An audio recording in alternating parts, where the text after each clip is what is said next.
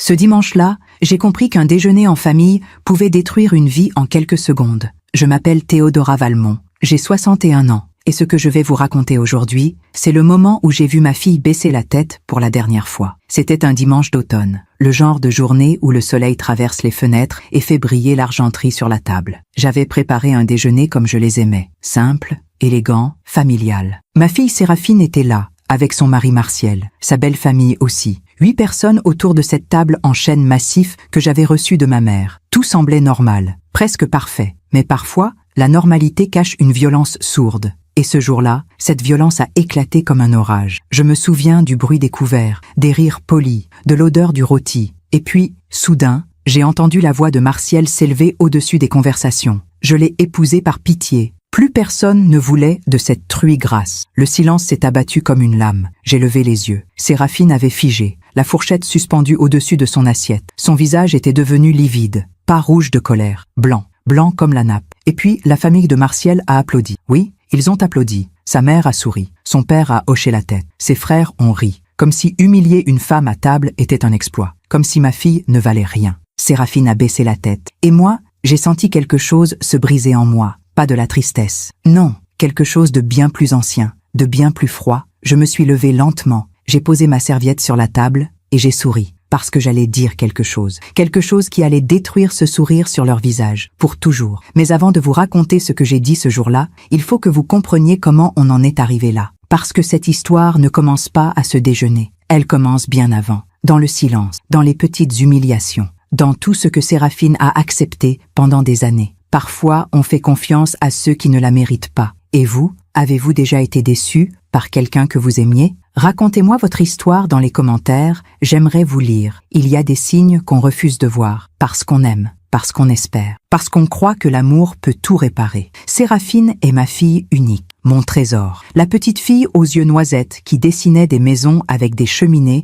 qui fumait, qui rêvait de devenir architecte, qui riait si fort qu'on l'entendait depuis le jardin. Elle a toujours été une enfant joyeuse, peut-être un peu ronde, oui, mais rayonnante, pleine de vie, pleine de rêves. Quand elle avait 8 ans, elle m'a dit un jour en regardant les nuages, « Maman, quand je serai grande, je construirai des maisons où les gens seront heureux. » Et elle l'a fait. Elle est devenue architecte, une excellente architecte. Séraphine a étudié à l'École nationale supérieure d'architecture de Paris. Elle est sortie major de sa promotion en 2008. Elle avait 24 ans. Son père et moi, nous étions si fiers. Elle avait décroché un poste dans un cabinet prestigieux du 16e arrondissement. Elle gagnait bien sa vie. Elle était indépendante, libre, forte, mais il y avait quelque chose dans son regard, une tristesse que je ne comprenais pas, comme si elle portait un poids invisible. Les années ont passé. Séraphine travaillait énormément. Elle rentrait tard le soir, elle ne parlait plus de ses journées, elle souriait moins, et surtout, elle ne parlait jamais de rencontres, jamais d'amoureux. Un soir de novembre 2015, elle avait 31 ans, elle est venue dîner chez moi.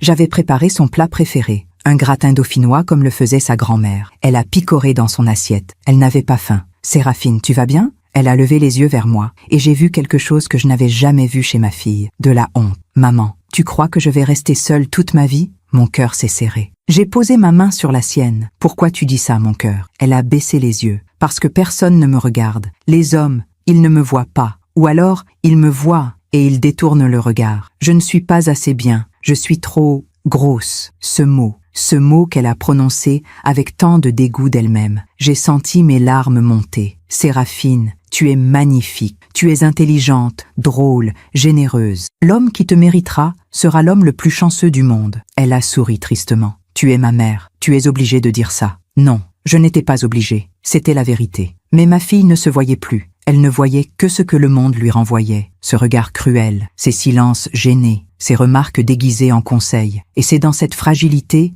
dans cette faille béante, que Martiel est entré. C'était en janvier 2016. Séraphine revenait d'une réunion avec un nouveau client. Elle rayonnait. Pour la première fois depuis des mois, elle rayonnait. « Maman, j'ai rencontré quelqu'un. Mon cœur a fait un bond. Enfin, elle souriait. Raconte-moi tout. » Elle a ri. Un rire léger, presque enfantin. Il s'appelle Martiel. Il travaille dans le bâtiment. On s'est rencontrés sur un chantier. Il est différent. Il me regarde vraiment, tu vois? Il me parle, il m'écoute, il dit que je suis belle. Belle. Ce mot qu'elle attendait depuis si longtemps. J'aurais dû me méfier, j'aurais dû poser plus de questions. Mais j'étais tellement heureuse de la voir heureuse que j'ai fermé les yeux sur les détails qui ne collaient pas. Martiel, 35 ans à l'époque, grand, brun, un sourire charmeur, mais quelque chose dans son regard me mettait mal à l'aise, une façon de jauger les gens, de calculer, comme s'il cherchait toujours ce qu'il pouvait obtenir. La première fois que je l'ai rencontré, c'était en mars 2016. Séraphine l'avait invité à dîner chez moi. J'avais sorti la porcelaine de ma mère, celle qu'on réserve aux grandes occasions.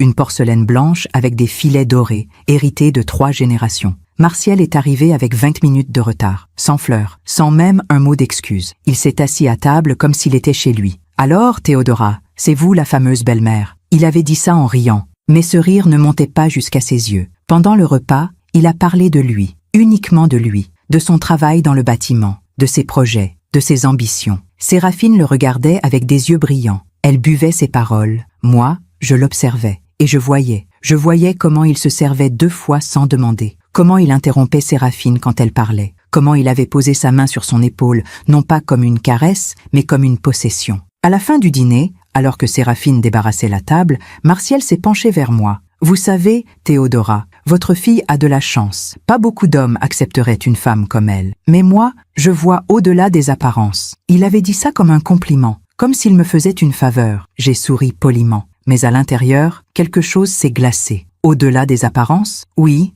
Je veux dire, elle n'est pas comme les autres femmes, physiquement. Mais elle a un bon cœur. Et puis, elle gagne bien sa vie. C'est important aussi, non? Il avait dit ça, exactement ça, en mars 2016. Et j'avais souri. J'avais souri parce que ma fille était dans la cuisine et que je ne voulais pas gâcher son bonheur. Mais ce soir-là, quand ils sont partis, j'ai pleuré. Parce que je savais. Je savais que cet homme n'aimait pas ma fille. Je savais qu'il la voyait comme une opportunité. Pas comme une femme. Pas comme un être humain. Mais Séraphine était amoureuse, ou plutôt, elle était reconnaissante qu'un homme la regarde, qu'un homme reste, qu'un homme lui dise qu'elle était belle. Et moi, j'ai fermé les yeux, parce que je voulais qu'elle soit heureuse, parce que je me disais que peut-être, j'avais tort, peut-être que Martiel changerait, peut-être que l'amour de Séraphine le transformerait. Mais l'amour ne transforme pas les gens, il révèle qui ils sont vraiment. Les mois ont passé. Séraphine et Martiel se voyaient de plus en plus souvent. Elle l'a présenté à ses amis, à ses collègues. Elle l'a intégré dans sa vie, complètement. En septembre 2016, elle m'a annoncé qu'ils emménageaient ensemble, dans l'appartement qu'elle venait d'acheter. Un magnifique 3 pièces dans le 11e arrondissement, avec vue sur les toits de Paris. Un appartement qu'elle avait acheté avec ses économies, avec son travail, avec sa sueur. « Maman, je suis si heureuse.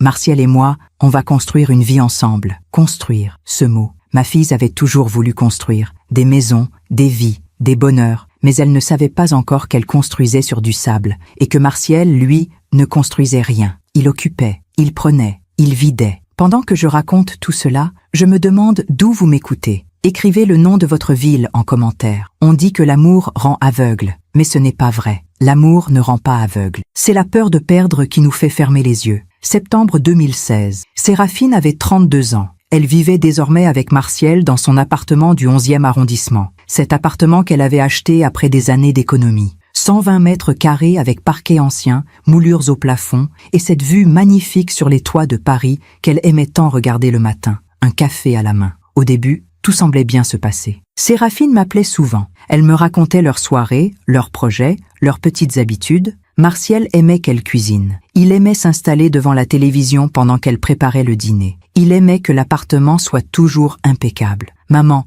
il est un peu maniaque, mais c'est mignon. Il aime que tout soit à sa place. Maniaque, c'est le mot qu'elle utilisait. Pas exigeant, pas contrôlant, maniaque. En octobre 2016, je suis allée leur rendre visite. J'avais apporté des confitures maison, comme je le faisais chaque automne. Des confitures de figues, les préférées de Séraphine depuis qu'elle était petite. Quand je suis entrée dans l'appartement, j'ai tout de suite senti que quelque chose avait changé. Les meubles de Séraphine, ceux qu'elle avait choisis avec tant de soin, avaient été déplacés. Son fauteuil vintage en velours bleu, celui qu'elle avait déniché dans une brocante et restauré elle-même, n'était plus près de la fenêtre. À sa place, il y avait un énorme canapé en cuir noir, moderne, froid, impersonnel. C'est Martiel qui l'a choisi, m'a dit Séraphine avec un sourire un peu forcé. Il trouvait que mon fauteuil ne faisait pas assez sérieux. Pas assez sérieux. L'appartement de ma fille était en train de devenir celui de Martiel. Ses goûts effaçaient les siens, lentement, pièce par pièce. Sur le réfrigérateur, il n'y avait plus les photos que Séraphine aimait accrocher avec des petits aimants, ses voyages, ses amis, sa vie d'avant. Martial trouvait ça désordre visuel. Nous étions en train de boire un thé dans la cuisine quand Martial est rentré du travail. Il était 18 heures. Il portait un jean taché de plâtre et un t-shirt de chantier. Il a embrassé Séraphine distraitement sur la joue et s'est dirigé directement vers la salle de bain. « Le dîner sera prêt dans combien de temps ?» a-t-il lancé depuis le couloir. Séraphine s'est levée immédiatement. « Dans une demi-heure, mon chéri. » Elle s'est mise au fourneau, rapidement, nerveusement, comme si elle avait peur d'être en retard. J'ai aidé à mettre la table. La vaisselle aussi avait changé. Plus de jolies assiettes colorées que Séraphine collectionnait. Des assiettes blanches, neutres, plus pratiques, m'a-t-elle dit. Pendant le dîner, Martial a parlé de sa journée, du chantier, de son patron qui ne comprenait rien, de ses collègues incompétents. Séraphine l'écoutait, elle acquiesçait, elle le servait, elle remplissait son verre avant même qu'il soit vide. « Et toi, Séraphine, ta journée ?» ai-je demandé. Elle a ouvert la bouche pour répondre, mais Martial l'a interrompue. Elle a passé la journée à dessiner des maisons pour des bourgeois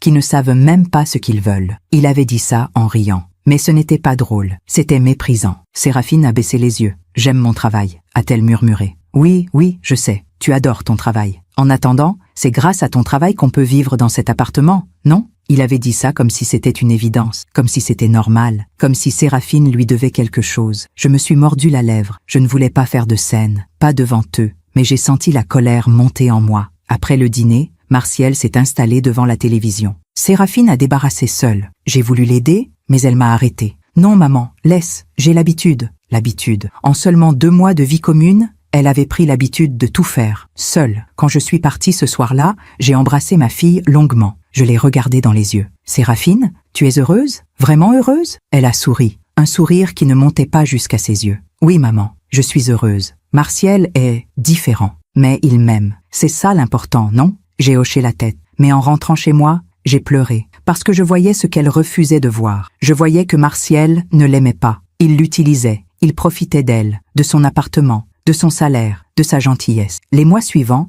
j'ai vu ma fille changer, lentement, imperceptiblement. En décembre 2016, elle a annulé notre déjeuner du dimanche. Martial préfère qu'on reste tranquille à la maison. En janvier 2017, elle n'est pas venue à l'anniversaire de ma sœur. Martial n'aime pas trop les réunions de famille. En mars 2017, elle a changé de coiffure. Elle s'était toujours fait couper les cheveux courts, à la garçonne. Elle aimait ça, ça lui allait bien. Mais Martial préférait les cheveux longs. Alors elle les a laissés pousser. Tu sais, maman, Martial dit que je suis plus féminine comme ça. Plus féminine. Comme si elle n'était pas assez femme avant. En juin 2017, lors d'un de nos rares déjeuners, j'ai remarqué quelque chose. Séraphine portait des vêtements amples, très amples, des tuniques informes, des couleurs ternes, gris, noir, beige. Tu ne mets plus tes jolies robes? Elle a haussé les épaules. Je suis plus à l'aise comme ça. Et puis, Martial dit que c'est plus adapté à ma morphologie. Adapté à sa morphologie. Traduit, cache-toi. Ne montre pas ton corps, fais-toi toute petite. Ma fille s'effaçait, jour après jour. Elle devenait l'ombre d'elle-même. Et le pire, c'est qu'elle pensait que c'était normal, qu'elle devait faire des compromis, que c'était ça, l'amour. En septembre 2017, 1 an après leur emménagement,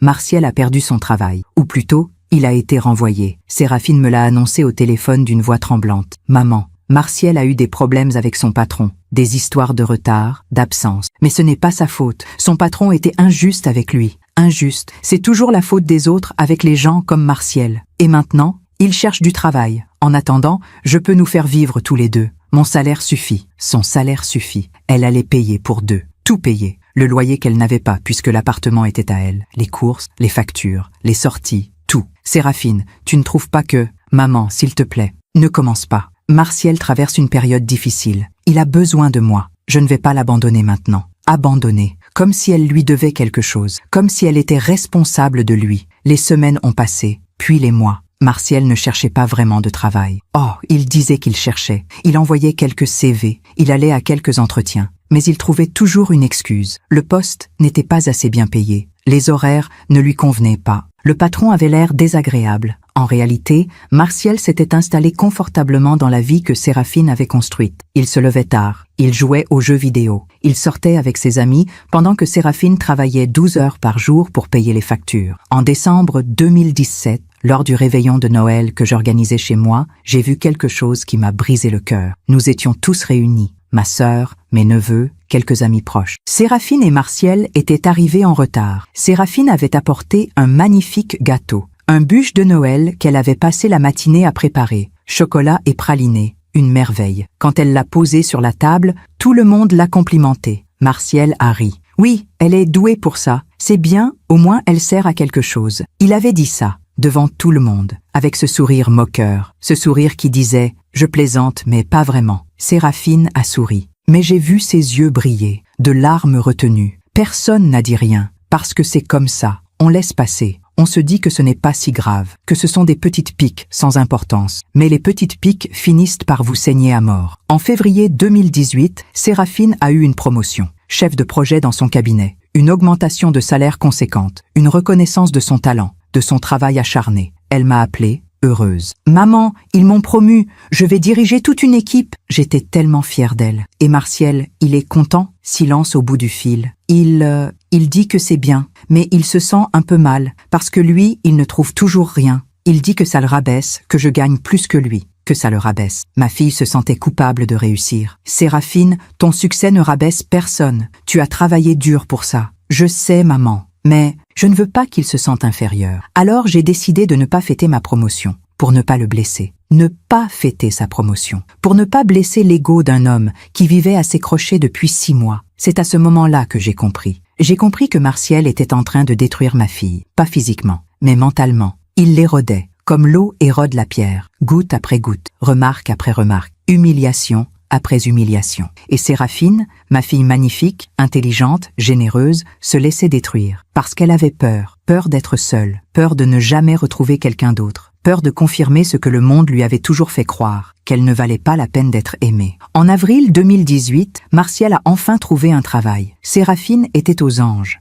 Elle pensait que les choses allaient s'arranger, que maintenant qu'il travaillait, il retrouverait sa dignité, qu'il serait moins agressif, moins méprisant. Mais le travail que Martial avait trouvé, c'était grâce à moi. Oui, grâce à moi. Parce que j'avais acheté un petit immeuble de rapport quelques années auparavant. 3 étages, 6 appartements. Et j'avais besoin de quelqu'un pour faire l'entretien, le nettoyage des parties communes, les petites réparations, la gestion des poubelles. Séraphine m'avait supplié. « Maman, s'il te plaît, Martial a besoin de travailler, ça fait 8 mois qu'il cherche. S'il te plaît, aide-nous, aide-nous. » Comme si c'était leur problème à tous les deux, comme si elle était responsable de son échec. J'ai accepté, non pas pour Martial, mais pour Séraphine, pour qu'elle retrouve un peu de paix. Martial est devenu mon agent d'entretien. Je lui payais 1 500 € par mois. Un salaire correct pour ce type de travail. Il devait venir 3 fois par semaine, nettoyer les escaliers, sortir les poubelles, vérifier que tout fonctionnait correctement. Au début, il faisait semblant d'être reconnaissant. Il me disait merci, il me souriait, mais je voyais dans ses yeux, je voyais le ressentiment, l'humiliation de devoir travailler pour sa belle-mère, de nettoyer des escaliers alors que sa femme dirigeait des projets de plusieurs millions d'euros. Et cette humiliation, il la faisait payer à Séraphine. En juin 2018, j'ai rendu visite à ma fille un samedi après-midi. Martial était sorti. Séraphine était seule dans l'appartement. Elle préparait le dîner. Comme toujours, je l'ai regardée s'affairer dans la cuisine. Elle avait maigri. Ses cheveux longs, qu'elle détestait, cachaient son visage. Elle portait une de ses tuniques informes. Elle semblait épuisée. « Séraphine, assieds-toi 2 minutes. Parle-moi. » Elle s'est assise. Elle a posé ses mains sur la table. J'ai vu qu'elle tremblait légèrement. « Ça va, ma chérie ?» Elle a hoché la tête, trop rapidement. « Oui, ça va, c'est juste le travail. Je suis fatiguée. »« Juste le travail ?» Elle a baissé les yeux. « Maman, ne t'inquiète pas pour moi. Martial et moi, on va bien. C'est juste une période difficile. Ça va passer. Ça va passer. » C'est ce qu'elle disait depuis 2 ans. « Séraphine, regarde-moi. » Elle a levé les yeux. Et j'ai vu toute la douleur qu'elle cachait, toute la solitude, toute la peur. « Tu mérites d'être heureuse. Tu le sais, ça ?» Elle a souri tristement. « Je suis heureuse, maman. Martial m'aime. À sa façon. » À sa façon? Quelle façon d'aimer consiste à détruire quelqu'un? Mais je n'ai rien dit, parce qu'on ne peut pas sauver quelqu'un qui ne veut pas être sauvé. On ne peut qu'être là et attendre. Attendre que la personne ouvre les yeux. Ce que je ne savais pas encore, c'est que l'ouverture des yeux viendrait, mais d'une manière que personne n'aurait pu imaginer. Je me demande encore si j'aurais dû parler plus tôt. Et vous? Qu'auriez-vous fait à ma place? Il y a des moments dans la vie où tout bascule. Pas en un jour, pas en 1 seconde, mais dans l'accumulation de 1000 petites morts, jusqu'à ce qu'on ne se reconnaisse plus. Juillet 2018. L'été était écrasant cette année-là. Paris suffoquait sous une chaleur humide qui rendait l'air épais, presque irrespirable. Séraphine avait 34 ans. Cela faisait presque 2 ans qu'elle vivait avec Martial. 2 ans pendant lesquels je l'avais vue se transformer en quelqu'un d'autre, quelqu'un de plus petit, de plus silencieux, de plus invisible. Martial travaillait pour moi depuis 3 mois maintenant. 3 mois pendant lesquels j'avais pu observer de près ce qu'il était vraiment. Un homme qui faisait le strict minimum, qui arrivait en retard, qui bâclait son travail, qui se plaignait constamment. Les escaliers de mon immeuble n'étaient jamais vraiment propres. Il passait le balai rapidement, sans déplacer les pots de fleurs, sans nettoyer les coins. Les vitres gardaient leurs traces. Les poubelles traînaient parfois dans le hall jusqu'au lendemain. Mes locataires se plaignaient. Madame Berger, du 2e étage, m'avait arrêté un matin. Madame Valmont, votre agent d'entretien, il ne fait pas vraiment son travail. L'escalier est toujours sale. Et hier, il fumait dans le hall. J'aurais dû le renvoyer. N'importe quel employeur l'aurait fait. Mais je ne pouvais pas, parce que Séraphine m'avait supplié. Parce que je savais que si je le renvoyais, c'est ma fille qui paierait le prix de son humiliation. Alors, j'ai fermé les yeux. J'ai continué à le payer. 1 500 € par mois pour un travail à moitié fait. Par pitié pour ma fille. Mais Martial, lui, ne voyait pas ça comme de la pitié. Il voyait ça comme un dû. Comme si je lui devais ce travail. Comme si c'était normal que je l'emploie alors qu'il était incompétent. Un jeudi après-midi de juillet, je suis passé à l'immeuble pour vérifier l'état des lieux. C'était 14 heures. Martial était censé avoir fini son service depuis 1 heure. Mais il était encore là. Assis sur les marches du 1er étage, son téléphone à la main, les écouteurs dans les oreilles. Les escaliers n'étaient pas nettoyés. Le balai était appuyé contre le mur, inutilisé. Martial, il a sursauté. Il a retiré ses écouteurs lentement, avec une nonchalance étudiée. « Ah, Théodora. Bonjour. Tu n'as pas fini ?» Il a haussé les épaules. « J'allais le faire. J'ai eu un coup de fil important. » Un coup de fil important, en plein milieu de son temps de travail. Les escaliers auraient dû être nettoyés ce matin. « Oui, je sais. Je vais le faire maintenant. » Il s'est levé lentement, trop lentement, comme pour me montrer que mon autorité ne lui faisait ni chaud ni froid, qu'il se fichait complètement de ce que je pensais. J'ai respiré profondément. J'ai pensé à Séraphine, à son visage fatigué, à ses mains tremblantes. Martial, ce travail est simple, 3 fois par semaine, quelques heures, un salaire correct. Je ne te demande pas grand-chose. Il m'a regardé, et dans ses yeux, j'ai vu quelque chose qui m'a glacé, du mépris. Pur et simple. Vous savez, Théodora, nettoyer des escaliers, ce n'est pas vraiment mon truc. Moi, je suis fait pour des choses plus importantes. Mais bon, il faut bien payer les factures. Non, payer les factures. Alors que c'était Séraphine qui payait tout. Absolument tout. Plus importante? Oui, j'ai des projets. Des vrais projets. Mais pour ça, il faut du capital, du temps, de la liberté, de la liberté. Traduit, il voulait que Séraphine continue à tout payer pendant qu'il rêvait à des projets qui n'existaient que dans sa tête. Je suis partie sans ajouter un mot. Parce que si j'avais ouvert la bouche, j'aurais dit des choses irréparables. En août 2018, Séraphine et Martial se sont mariés. Je ne voulais pas de ce mariage. J'avais tout fait pour la dissuader. Doucement, sans la braquer. Ma chérie, tu es sûre? Vous vivez ensemble depuis 2 ans seulement. Pourquoi se presser? Maman, j'ai 34 ans. Je ne veux pas attendre encore des années. Martial veut qu'on se marie. Il veut qu'on officialise notre union.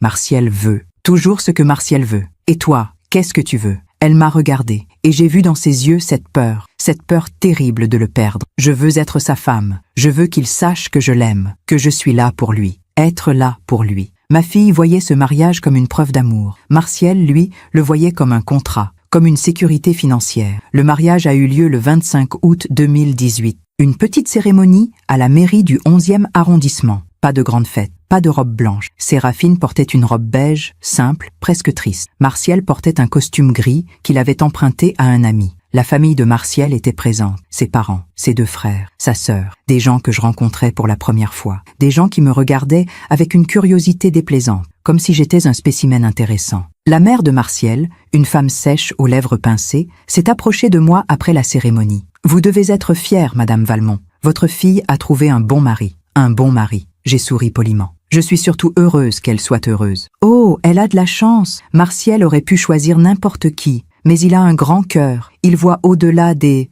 apparences. Encore ce mot. Apparence. Comme si ma fille était laide. Comme si Martial lui faisait une faveur en l'épousant. J'ai serré les dents. J'ai continué à sourire. Parce que c'était le jour du mariage de ma fille. Parce que je ne voulais pas gâcher ce moment. Mais à l'intérieur, je bouillais. Le repas de noces s'est tenu dans un petit restaurant du Marais. Une trentaine de personnes. Mes amis, ma famille et la famille de Martial. 2 mondes qui ne se mélangeaient pas. Qui se regardèrent de loin, avec méfiance. Pendant le repas, j'ai observé Martial. Il buvait beaucoup. Il riait fort. Il racontait des histoires à ses frères. Des histoires qui se terminaient toujours par des moqueries, des blagues grasses, des remarques déplacées. Séraphine était assise à côté de lui, silencieuse. Elle souriait quand il fallait sourire. Elle riait quand il fallait rire. Mais son regard était vide. À un moment, Martial a levé son verre. Je veux porter un toast à ma femme, à Séraphine, la femme la plus, la plus solide que je connaisse. Solide, pas belle, pas intelligente, pas drôle, solide. Ses frères ont ri, sa famille a applaudi, comme si c'était un compliment. Séraphine a rougi, elle a baissé les yeux,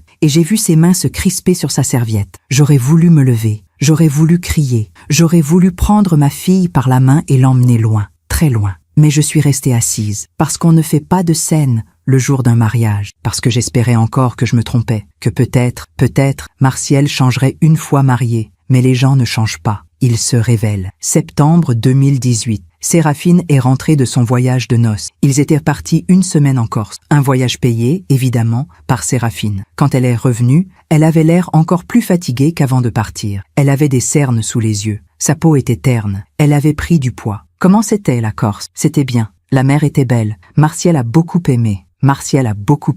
Pas nous. Pas, c'était magnifique. Martial. Et toi? Elle a haussé les épaules. Moi aussi. Mais j'étais fatiguée. Je n'ai pas beaucoup profité. Fatiguée pendant sa lune de miel. À 34 ans. Les mois suivants ont été encore pires. Martial, une fois marié, s'est senti encore plus en droit de tout exiger, de tout contrôler, de tout critiquer. En octobre 2018, Séraphine m'a appelé en pleurant. C'était un vendredi soir, 22h. J'étais déjà couchée. Maman, sa voix était brisée, tremblante. Qu'est-ce qui se passe, ma chérie? Je ne sais plus quoi faire. Martial, il n'arrête pas de me critiquer. Tout ce que je fais est mal. Le dîner n'est jamais assez bon. L'appartement n'est jamais assez propre. Je travaille trop, ou pas assez. Je ne sais plus. Je ne sais plus comment lui faire plaisir. Mon cœur s'est brisé. Séraphine, écoute-moi. Tu n'as pas à lui faire plaisir. Tu n'as rien à prouver. Tu es parfaite comme tu es. Non, maman, je ne suis pas parfaite. Martial a raison. Je pourrais faire plus d'efforts. Je pourrais être meilleure. Ma fille magnifique pensait qu'elle devait être meilleure. Séraphine, viens à la maison. Viens dormir ici ce soir. On parlera. Non, je ne peux pas. Martial serait furieux si je partais. Il a besoin de moi. Elle a raccroché. Et je suis restée là, dans le noir, à pleurer pour ma fille qui se perdait. En novembre 2018, j'ai appris quelque chose qui m'a fait froid dans le dos. Martial avait contracté un crédit à la consommation de 15 000 € pour acheter une voiture, une BMW d'occasion. Il en avait besoin pour son travail, m'a expliqué Séraphine, pour se déplacer, pour son travail, pour nettoyer les escaliers de mon immeuble qui se trouvait à 15 minutes à pied de chez eux. Et qui paie les mensualités? Silence. Séraphine. Qui paie? Moi. Enfin, nous. C'est normal, maman. On est mariés. Ce qui est à moi est à lui. Ce qui est à moi est à lui. Mais ce qui est à lui reste à lui. En décembre 2018, pour Noël, j'ai invité Séraphine et Martial à dîner chez moi, avec ma sœur Claire et ses enfants. Un réveillon en famille, simple, chaleureux. Martial est arrivé avec 2 heures de retard, sans excuse, sans cadeau. Il s'est assis à table et s'est servi un verre de vin sans même dire bonsoir. Séraphine, elle, avait apporté des cadeaux pour tout le monde. Des cadeaux qu'elle avait choisis avec soin, qu'elle avait emballés elle-même. Des cadeaux payés avec son argent. Pendant le dîner, Martial s'est plaint de tout. Le chauffage était trop fort, la dinde était trop sèche, le vin n'était pas assez bon. Ma sœur Claire m'a lancé un regard qui disait « Comment tu supportes ça ?» Je ne supportais pas. Mais qu'est-ce que je pouvais faire? À la fin du repas, alors qu'on servait la bûche, Martial a sorti son téléphone. Il a commencé à regarder des vidéos, avec le son. À table, pendant le dessert, Séraphine a posé sa main sur son bras. « Martial, s'il te plaît. » Il a retiré son bras brusquement. « Quoi? Je m'ennuie. » Il s'ennuyait. Chez moi. Le soir de Noël, ma sœur Claire n'a pas pu se retenir. « Martial, on est en famille. Tu ne pourrais pas ranger ton téléphone 5 minutes ?» Il l'a regardé, avec ce même mépris qu'il avait dans les yeux quand il me parlait. « Écoute, Claire, je ne te demande pas ton avis. Si je veux regarder mon téléphone, je le regarde. » Le silence s'est abattu sur la table.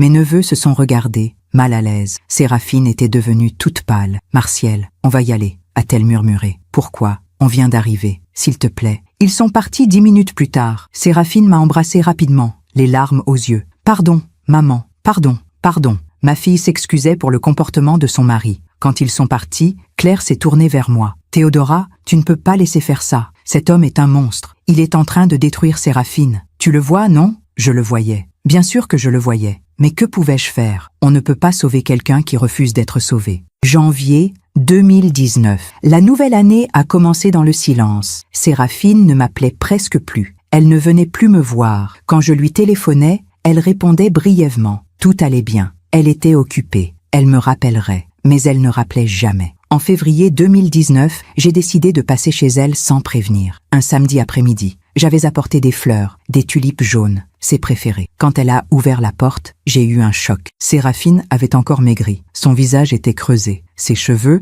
qu'elle ne coupait plus depuis 2 ans, étaient ternes, mal coiffés. Elle portait un vieux jogging gris. « Maman, qu'est-ce que tu fais là ?» Je passais. Je voulais te voir. Elle a jeté un coup d'œil derrière elle, nerveuse. Ce n'est pas le bon moment. Martial dort. Il a travaillé tard hier. Travaillé tard. À faire quoi? Nettoyer 3 escaliers? Séraphine, laisse-moi entrer 5 minutes, s'il te plaît. Elle a hésité, puis elle a ouvert la porte, à contre-cœur. L'appartement était dans un état lamentable. Des vêtements traînaient partout. Des assiettes sales s'empilaient dans l'évier. Une odeur de tabac froid flottait dans l'air. L'appartement autrefois impeccable de ma fille ressemblait à un squat. Séraphine, je sais, je n'ai pas eu le temps de ranger, avec le travail et Martial, il ne t'aide pas? Elle a baissé les yeux. Il est fatigué, son travail le fatigue. Son travail. 3 matinées par semaine. Nous nous sommes assises dans le salon, sur ce canapé en cuir noir que Martial avait imposé. Je lui ai tendu les tulipes. Elle les a prises avec un sourire triste. Merci maman, c'est gentil. Nous avons parlé de tout et de rien. Du travail, de la pluie, du temps qui passe, mais pas de l'essentiel, pas de Martial, pas de ce qui la détruisait jour après jour. Et puis, à un moment, j'ai vu quelque chose, sur la table basse, un papier, un relevé bancaire. Le compte était à découvert, de 3 000 €. Séraphine, ton compte? Elle a attrapé le papier rapidement. Elle l'a caché derrière son dos. Ce n'est rien, un problème temporaire. Temporaire? Tu gagnes bien ta vie. Comment est-ce possible? Elle n'a pas répondu. Elle s'est mise à pleurer, silencieusement. Les larmes coulaient sur ses joues, sans bruit. Je l'ai prise dans mes bras, je l'ai serrée contre moi, comme quand elle était petite, comme quand elle avait peur la nuit et qu'elle venait se blottir contre moi. Parle-moi, ma chérie, parle-moi. Je ne peux pas, maman, je ne peux pas. Pourquoi? Parce que si je parle, tout s'effondre. Et je ne veux pas que tout s'effondre. J'ai besoin de croire que ça va s'arranger, que Martial va changer, que tout ira mieux. Mais rien n'allait s'arranger. Parce que Martial ne changerait jamais. Parce que les sangsues ne lâchent jamais leur proie tant qu'il reste du sang à sucer. Pendant que je raconte tout cela, je me demande d'où vous m'écoutez. Écrivez le nom de votre ville en commentaire. On dit que la vérité finit toujours par éclater. Mais avant d'éclater, elle se fissure, lentement, par petites fractures invisibles, jusqu'au jour où tout s'effondre. Mars 2019. Le printemps arrivait, mais pour Séraphine, c'était l'hiver permanent. Elle avait 35 ans maintenant. 5 ans de moins que moi quand j'avais perdu son père. Mais elle semblait tellement plus vieille, tellement plus fatiguée. Je continuais à employer Martial. 1 500 € par mois pour un travail qu'il ne faisait qu'à moitié. Mes locataires se plaignaient de plus en plus. Monsieur Dubois, du 3e étage, m'avait arrêté dans la rue. Madame Valmont, je vous respecte énormément, mais votre agent d'entretien est une catastrophe. Hier, j'ai trouvé les poubelles renversées dans le hall. Il ne les avait même pas sorties. Et quand je lui ai fait la remarque, il m'a rionné. Martial se fichait complètement de son travail. Il se fichait de moi. Il se fichait de tout le monde, parce qu'il savait que je ne le renverrais pas, parce qu'il savait que j'avais trop pitié de ma fille. Cette pitié, elle me coûtait cher, pas financièrement, mais moralement. Chaque fois que je voyais Martial traîner dans les escaliers de mon immeuble, cigarette au bec, téléphone à la main, je sentais la rage monter en moi. Cette rage impuissante de voir un parasite prospérer pendant que ma fille se sacrifiait. En avril 2019, j'ai reçu un appel de la banque. Mon conseiller, M. Renaud, voulait me voir d'urgence. Je suis allée à son bureau le lendemain. C'était un mardi matin. Il faisait un temps magnifique. Le soleil brillait. Les terrasses des cafés se remplissaient. Mais moi, j'avais un mauvais pressentiment. M. Renaud m'a reçu dans son bureau. Il avait l'air gêné, très gêné. « Madame Valmont, je vous ai demandé de venir parce que, il y a eu une tentative de retrait important sur le compte joint que vous partagez avec votre fille. Un compte joint. Oui, j'avais ouvert ce compte avec Séraphine quand elle avait 18 ans, pour l'aider à gérer son argent, pour qu'elle ait accès à mes économies en cas d'urgence. Nous l'utilisions rarement. Il y avait 75 000 € dessus. Mes économies, mon héritage, ma sécurité. Une tentative de retrait? De combien? Monsieur Renaud a poussé un papier vers moi. J'ai regardé. Mon sang s'est glacé. 50 000 €. Qui a essayé de retirer cet argent? Votre fille, madame. Enfin, techniquement votre fille. Mais la demande a été faite en ligne, depuis son compte. Heureusement, pour un montant aussi important, nous demandons une confirmation physique. C'est pour cela que le retrait a été bloqué. Séraphine. Ma fille avait essayé de retirer 50 000 €, sans me prévenir, sans m'en parler. Ou plutôt, Martial avait essayé. Parce que je savais que ce n'était pas elle. C'était lui. Il avait accès à ses comptes, à ses codes, à tout. Merci de m'avoir prévenu, monsieur Renaud. Je vais régler ça. Madame Valmont, je me permets de vous conseiller, peut-être serait-il prudent de fermer ce compte joint, ou au moins de modifier les conditions de retrait. Il avait raison. Bien sûr qu'il avait raison. Mais fermer ce compte, c'était dire à Séraphine que je ne lui faisais plus confiance. C'était créer une rupture entre nous. Et j'avais trop peur de la perdre complètement. Je vais y réfléchir. Merci. En sortant de la banque, j'ai appelé Séraphine. Directement. Elle a décroché à la 3e sonnerie. Sa voix était faible. « Maman ? Séraphine, il faut qu'on parle. Maintenant. Je passe te chercher à ton travail. Dans 1 heure. Maman ? Je ne peux pas. J'ai une réunion importante cet après-midi. Annule-la. C'est important. » J'ai raccroché avant qu'elle ne puisse protester. 1 heure plus tard, j'étais garé devant son cabinet d'architecture. Elle est sortie, le visage fermé. Elle est montée dans ma voiture sans dire un mot. Nous avons roulé en silence jusqu'au jardin du Luxembourg. J'ai garé la voiture. Nous avons marché jusqu'à un banc, près du bassin. Des enfants faisaient voguer des petits bateaux. Des couples se promenaient, main dans la main. La vie normale, la vie que ma fille n'avait plus. 50 000 €, Séraphine. Elle a fermé les yeux. Je sais, je suis désolée. Désolée, tu as essayé de retirer mes économies sans me demander. Ce n'est pas moi. Je sais que ce n'est pas toi. C'est Martial. Elle a éclaté en sanglots. Là, sur ce banc, au milieu du jardin, elle a pleuré comme une enfant. Des pleurs profonds, déchirants. Des années de douleur qui sortaient enfin. Maman, je ne sais plus quoi faire. Il dit qu'il a des dettes, qu'il doit de l'argent à des gens dangereux, qu'ils vont nous faire du mal si on ne paie pas. Il dit que c'est temporaire, que dès qu'il aura remboursé, tout ira mieux. Des dettes, évidemment. Martial avait des dettes, parce qu'il dépensait l'argent de Séraphine comme si c'était de l'eau, parce qu'il achetait des choses dont il n'avait pas besoin, parce qu'il vivait au-dessus de ses moyens, de leurs moyens. Séraphine, regarde-moi. Elle a levé ses yeux rougis vers moi. Cet homme est en train de te ruiner, financièrement, moralement, physiquement. Tu ne le vois pas? Si, je le vois. Mais maman, j'ai 35 ans. Si je le quitte, je me retrouve seule, de nouveau, et je ne peux pas. Je ne peux pas recommencer à être cette femme que personne ne veut. Mon cœur s'est brisé. Ma fille magnifique, brillante, généreuse, pensait qu'elle ne valait rien, que Martial était son unique chance d'amour. Tu vaux 1000 fois mieux que lui. Tu le sais, ça? Non, maman, je ne le sais pas, parce que tous les jours, il me le répète, que je suis grosse, que je suis laide, que j'ai de la chance qu'il soit là, que sans lui, je serais seule, et je commence à le croire. Voilà ce que Martial avait fait. Il avait détruit l'estime que ma fille avait d'elle-même. Il avait pris une femme forte et l'avait transformée en ombre. Séraphine, je ne peux pas te forcer à partir, mais je peux te dire une chose. Cet argent, ces 50 000 €, ce sont mes économies, mon héritage, ta sécurité future. Si je te les donne, Martial les brûlera en 6 mois, et tu te retrouveras endetté. Et moi, je n'aurai plus rien pour t'aider. Elle a hoché la tête. Je sais, tu as raison. Je vais lui dire qu'on ne peut pas avoir cet argent. Et qu'est-ce qu'il va faire? Je ne sais pas. Nous sommes restés encore un moment sur ce banc, en silence, à regarder les enfants jouer, à regarder la vie continuer autour de nous pendant que la sienne s'effondrait. Mais 2019, les choses ont empiré. Séraphine m'a appelé à 3 heures du matin. Elle pleurait tellement fort que je ne comprenais pas ce qu'elle disait. « Calme-toi, ma chérie. Respire. Qu'est-ce qui se passe? Martial, il est parti. Il a pris la voiture. Il a dit qu'il ne reviendrait pas tant que je ne lui donnerais pas l'argent. Parti, comme un enfant capricieux, comme un manipulateur professionnel. Laisse-le partir. Je ne peux pas, maman. Je ne peux pas. J'ai peur. J'ai peur qu'il fasse quelque chose de stupide. J'ai peur qu'il ne revienne jamais. Peur qu'il ne revienne jamais. Ma fille avait peur de perdre l'homme qui la détruisait. Séraphine, écoute-moi bien. Viens dormir chez moi ce soir. Non, il faut que je reste, au cas où il reviendrait. Elle a raccroché. Et moi, j'ai pleuré dans mon lit. J'ai pleuré de rage, de désespoir, d'impuissance. Martial est revenu le lendemain, comme si de rien n'était. Séraphine m'a appelé pour me le dire. Sa voix était soulagée, presque joyeuse. Il est revenu, maman. Il m'a dit qu'il était désolé, qu'il avait eu peur, qu'il m'aimait. Désolé. Aimait, ces mots qui ne voulaient rien dire dans sa bouche. Juin 2019. J'ai dû prendre une décision difficile, une décision que j'aurais dû prendre depuis longtemps. J'ai convoqué Martial dans mon bureau. Oui, j'ai un petit bureau dans le 16e arrondissement, un endroit où je gère mes affaires, mes locations, mes investissements, mon patrimoine. Martial est arrivé avec 1 heure de retard. Évidemment, il portait un jean déchiré et un t-shirt froissé. Il s'est affalé sur la chaise en face de moi comme s'il était chez lui. Alors, Théodora, qu'est-ce qui se passe? Vous voulez me donner une augmentation? Une augmentation. Il avait dit ça en riant, comme une blague. Mais ce n'était pas une blague pour lui. Il pensait vraiment qu'il méritait plus. Martial, je vais être direct avec toi. Ton travail n'est pas satisfaisant. Mes locataires se plaignent constamment. Les escaliers ne sont jamais propres. Tu arrives en retard. Tu pars en avance. Tu ne fais pas ce pour quoi je te paie. Il a haussé les épaules.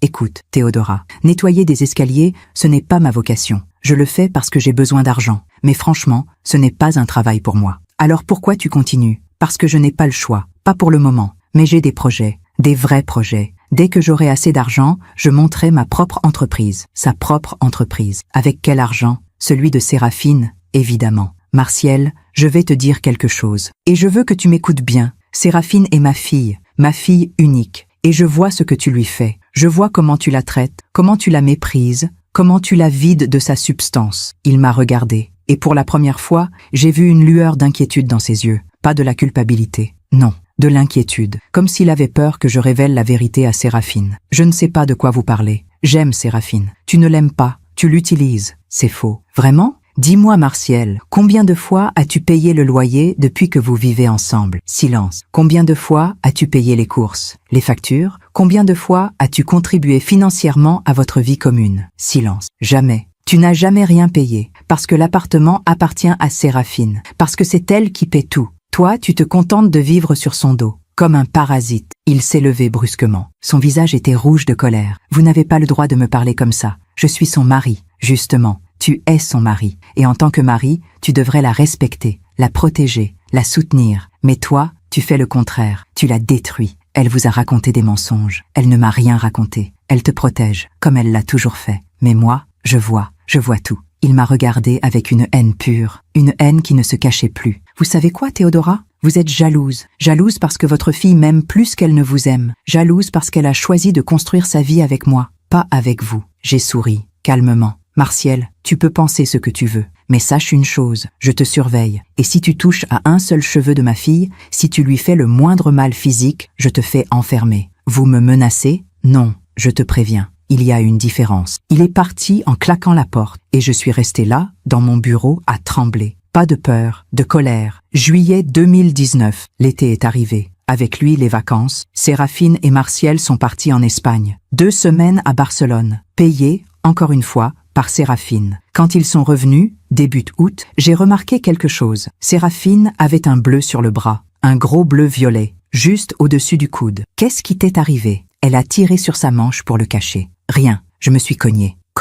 Je n'y ai pas cru une seule seconde, mais je n'ai rien dit, parce que j'avais peur que si je posais trop de questions, elle se ferme complètement. Août 2019. Un événement a changé le cours des choses, un événement qui a commencé à fissurer le masque de Martial. C'était un samedi soir. Séraphine et Martial étaient invités à dîner chez des amis. Des collègues de Séraphine, un couple d'architectes qui vivaient dans le Marais. Le dimanche matin, Séraphine m'a appelé. Sa voix était étrange, plate, comme vidée de toute émotion. « Maman, il faut que je te raconte quelque chose. Je t'écoute. Hier soir, au dîner, Martial a bu. Beaucoup. Il était complètement ivre et il a commencé à dire des choses horribles, devant tout le monde. Mon cœur s'est serré. Quel genre de choses? Il a dit que je ne savais pas m'habiller, que j'étais ridicule, que j'avais l'air d'un sac. Mes amis étaient gênés. Ils ne savaient plus où se mettre. Un sac. Il avait appelé ma fille un sac, devant ses collègues, devant des gens qu'elle devait respecter, avec qui elle devait travailler. Et qu'est-ce que tu as fait? Je suis partie. J'ai pris mon sac et je suis partie. Je suis rentrée en taxi, seule. Et lui, il est resté. Il est rentré à 4 heures du matin. Il ne se souvenait de rien, ou il faisait semblant. Séraphine, écoute-moi. Non, maman, pas maintenant. Je suis fatiguée. Je ne veux pas parler. Elle a raccroché. Et moi, j'ai su. J'ai su que les choses allaient mal finir, que la situation ne pouvait plus durer, qu'un jour tout exploserait. Ce que je ne savais pas, c'est que ce jour arriverait plus tôt que prévu, et que ce serait moi qui allumerais la mèche. Je me demande encore si j'aurais dû intervenir plus tôt. Et vous? Qu'auriez-vous fait à ma place? Il y a des moments où tout devient clair, où les mensonges s'effondrent, où les masques tombent, et où l'on voit enfin les gens pour ce qu'ils sont vraiment. Septembre 2019. L'automne arrivait. Les feuilles commençaient à jaunir. Paris se parait de cette lumière dorée que j'aimais tant. Mais moi, je ne voyais plus rien de beau. Je ne voyais que ma fille qui s'éteignait. Séraphine avait maintenant 35 ans. 3 ans qu'elle vivait avec Martial. 3 ans pendant lesquels je l'avais vue se transformer en fantôme. Elle ne souriait plus. Elle ne riait plus. Elle existait à peine. Son travail en pâtissait. Pour la première fois de sa carrière, elle avait reçu des remarques de son chef, des projets en retard, des erreurs dans les plans, des oublis. Séraphine, qui avait toujours été si rigoureuse, si perfectionniste, commençait à flancher. Elle m'en avait parlé un soir, au téléphone. Sa voix était brisée. « Maman, je n'y arrive plus, je ne dors plus, je pense tout le temps à Martial, à ce qu'il va dire, à ce qu'il va faire, je ne peux plus me concentrer. Alors quitte-le, je ne peux pas. Pourquoi ? Parce que j'ai peur. Peur. Ce mot revenait toujours. Peur de quoi? Peur de lui? Peur d'être seule? Peur de se regarder dans le miroir et d'accepter qu'elle avait gaspillé 3 ans de sa vie avec un homme qui ne l'aimait pas. En octobre 2019, j'ai pris une décision. Une décision que j'aurais dû prendre depuis longtemps. J'ai renvoyé Martial. Oui, je l'ai viré. Après presque 1 an et demi de travail médiocre, de plaintes incessantes de mes locataires, de mépris constant, j'en avais assez. Je l'ai convoqué dans mon bureau un jeudi matin. Il est arrivé en retard, comme toujours. Il avait l'air de sortir du lit, cheveux en bataille, vêtements froissés, odeur de tabac froid. « Martial, assieds-toi. » Il s'est affalé sur la chaise en face de moi. Il a sorti son téléphone. Il a commencé à faire défiler son écran, sans même me regarder. « Martial, range ton téléphone. C'est important. » Il a levé les yeux, agacé. « Quoi encore ? Je mets fin à ton contrat. » Silence. Il m'a regardé comme si je venais de parler chinois. « Pardon ? Tu es viré. Ton dernier jour de travail sera vendredi prochain. Tu auras ton solde de tout compte le mois prochain. » Il a éclaté de rire. Un rire nerveux, incrédule. « Vous plaisantez ? » ?»« Non, je ne plaisante pas. Ton travail n'est pas satisfaisant. Tu ne respectes pas les horaires. Tu ne respectes pas mes locataires. Tu ne me respectes pas. Alors je te renvoie. C'est mon droit. » Il s'est levé brusquement. Son visage était devenu rouge. Ses mains tremblaient. « Vous ne pouvez pas faire ça. »« Si, je peux. Séraphine va vous détester pour ça. Peut-être. Mais au moins, elle saura que sa mère a essayé de la protéger, même si elle ne peut pas le voir maintenant. » Il a pointé son doigt vers moi. Un geste menaçant, vulgaire. « Vous allez le regretter. Je vous jure que vous allez le regretter. Sors de mon bureau, Martial. » Il est parti en claquant la porte si fort que le cadre au mur a tremblé. J'ai appelé Séraphine immédiatement. Je savais qu'elle apprendrait la nouvelle rapidement. Je préférais que ce soit par moi. Elle a décroché à la première sonnerie. « Maman ? » « Séraphine, il faut que je te dise quelque chose. » J'ai renvoyé Martial. Silence, un long silence. Et puis, elle a explosé. « Comment tu as pu faire ça ? Comment tu as pu me faire ça ? » Je l'ai fait parce que... « Ah, tu n'avais pas le droit! C'est mon mari! Mon mari! Et toi, tu le renvoies comme un malpropre !» Séraphine, il ne faisait pas son travail. Mes locataires, je me fiche de tes locataires. Tu te rends compte de ce que tu viens de faire ? Martial va être humilié. Il va penser que c'est ma faute, que je t'ai demandé de le virer. Ce n'est pas ta faute. C'est ma décision. Ma seule décision. Tu n'aurais pas dû. Elle a raccroché. Et pendant 2 semaines,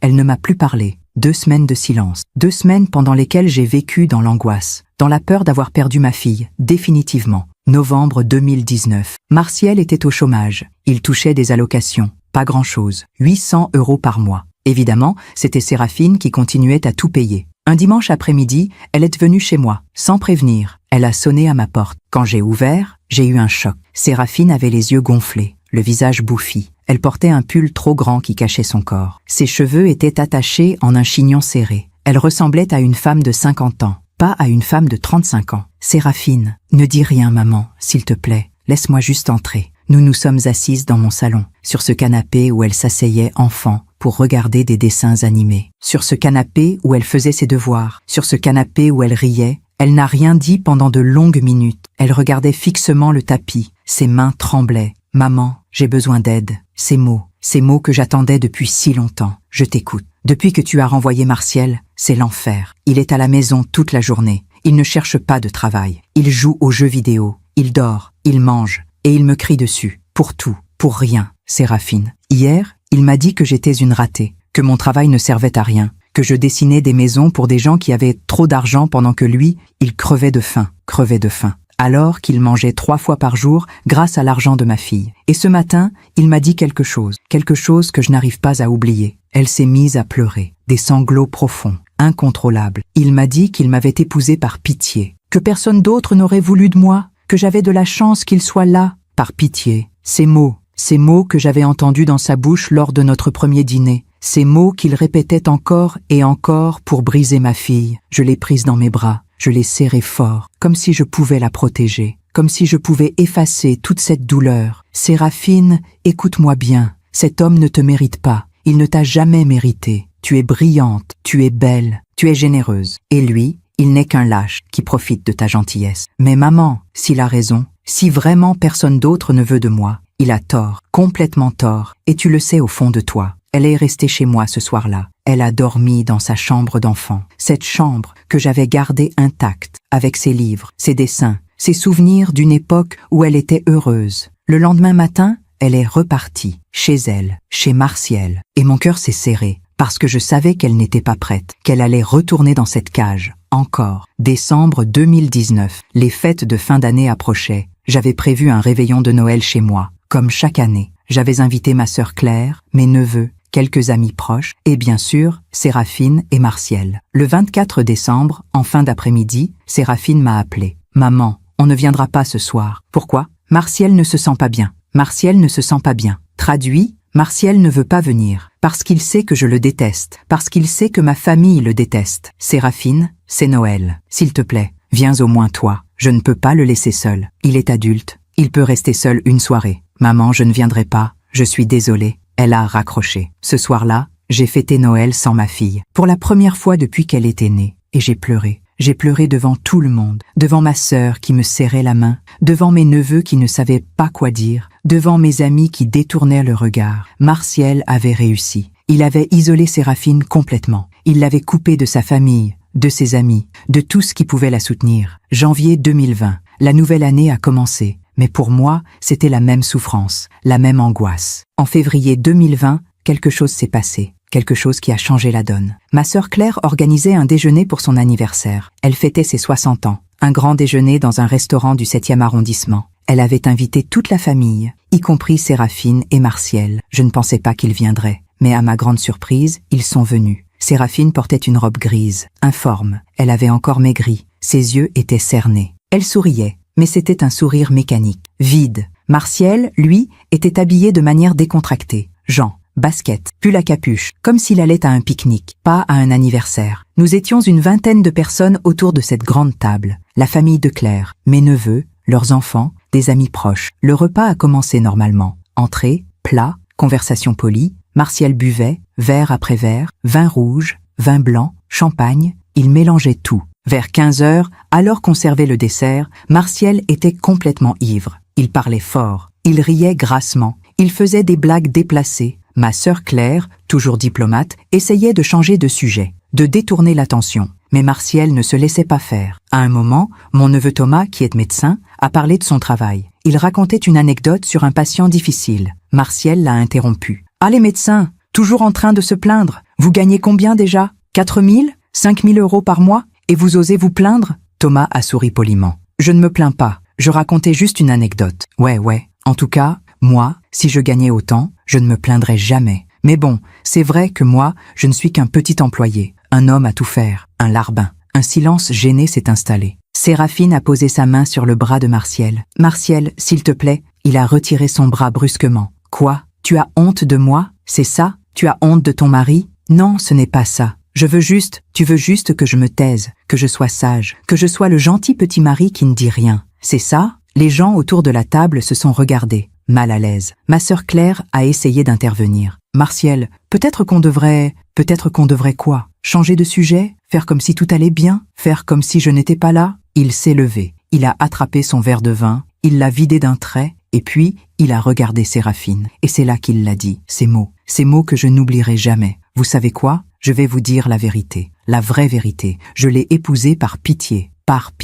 Parce que personne d'autre ne voulait de cette truie grasse. Personne. Mais moi, j'ai un grand cœur. Alors je l'ai épousée. Et maintenant, elle me doit tout. Absolument tout. » Le silence qui a suivi était assourdissant. Personne ne respirait. Personne ne bougeait. Séraphine était devenue blanche. Ses mains tremblaient. Ses yeux brillaient de larmes retenues. Et puis, la famille de Martial, qui était présente, a applaudi. Oui, ils ont applaudi. Sa mère a souri. Son père a hoché la tête. Ses frères ont ri. Comme si humilier une femme devant 20 personnes était un exploit. Comme si ma fille ne valait rien. Séraphine a baissé la tête. Et moi, j'ai senti quelque chose se briser en moi. Pas de la tristesse, pas de la colère. Quelque chose de plus profond, quelque chose de plus froid. Je me suis levée lentement. J'ai posé ma serviette sur la table. Et j'ai souri. Parce que j'allais dire quelque chose. Quelque chose que j'aurais dû dire depuis longtemps. Quelque chose qui allait détruire Martial. Devant tout le monde. Pendant que je raconte tout cela, je me demande d'où vous m'écoutez. Écrivez le nom de votre ville en commentaire. Il y a des moments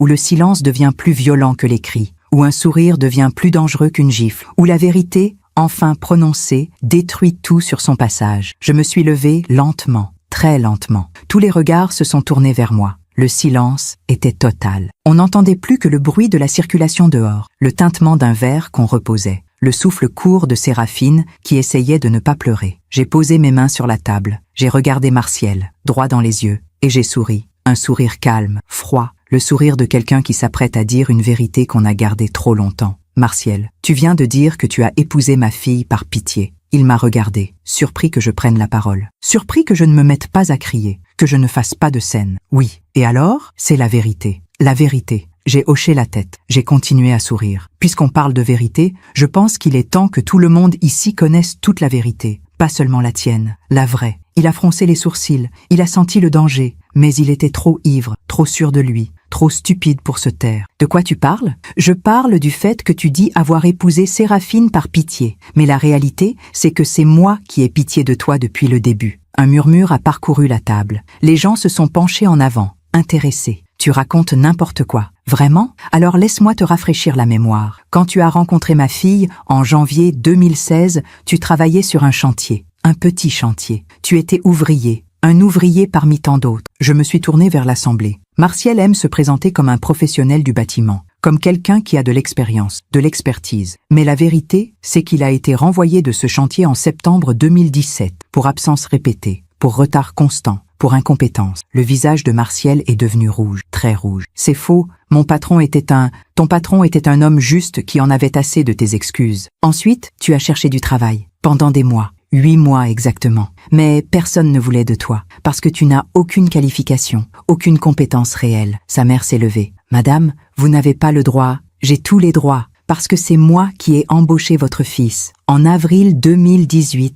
par pitié, parce que ma fille me suppliait de lui donner une chance. J'ai regardé Martial à nouveau. Je t'ai embauché comme agent d'entretien dans mon immeuble. Un travail simple. Nettoyer les escaliers, sortir les poubelles. 3 matinées par semaine, quelques heures, 1500 € par mois. Un salaire correct pour ce type de travail. Les gens autour de la table écoutaient, fascinés, horrifiés. Et tu sais quoi, Martial? Tu étais nul, absolument nul. Les escaliers n'étaient jamais propres. Les poubelles traînaient dans le hall. Mes locataires se plaignaient constamment. Tu arrivais en retard, tu partais en avance, tu passais ton temps sur ton téléphone, à fumer, à ne rien faire. C'est la seule chose que tu sais faire, Martial, c'est nettoyer des toilettes. Mal, et encore, je suis généreuse, parce que même ça, tu ne le faisais pas correctement. Sa mère s'est rassise, pâle. Son père regardait fixement son assiette. Ses frères ne riaient plus. J'ai continué à t'employer pendant 1 an et demi. 1 an et demi pendant lequel tu as bâclé ton travail. 1 an et demi pendant lequel je t'ai payé pour un travail que tu ne faisais pas. Par pitié, parce que je ne voulais pas que ma fille paie le prix de ton incompétence. Martial s'est levé. Il tremblait, de colère, de honte. Tais-toi. Non,